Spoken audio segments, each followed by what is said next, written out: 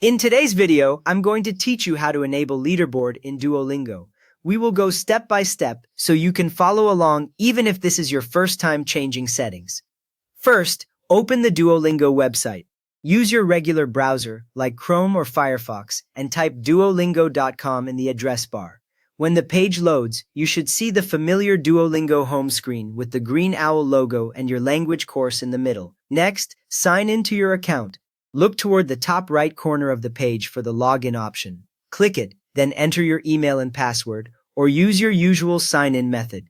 After signing in, you will know it worked when you see your profile picture or initials in the top bar, and your course tree appears again. From there, click More. This is the button with 3 dots, usually near your profile picture at the top right.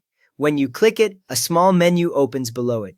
Beginners sometimes miss it because the icon is small, so hover carefully near your profile area until you see those 3 dots. Now click Settings. In that same small menu, look for the word Settings and select it. The screen will change to a settings page with several sections listed on the left side. You should see options like Account and Notifications in a vertical list, which confirms you are in the right place. Next up, click Privacy Settings.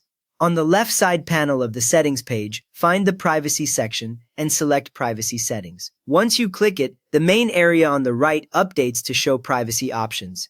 Here you will see controls related to who can see your profile and activity, which directly affects features like leaderboards. At this point, turn on Make My Profile Public. Look for the option labeled Make My Profile Public and switch it on.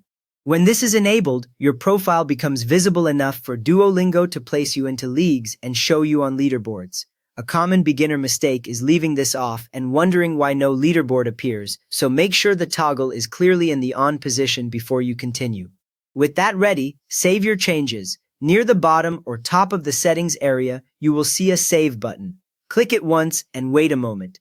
There is usually a brief visual confirmation, such as the button graying out or the page refreshing slightly, which means your new privacy setting is stored. You do not need to change anything else. The leaderboard feature will now be allowed for your account the next time Duolingo assigns or updates your league. You have now made your Duolingo profile public so you can take part in leaderboards and compete in leagues.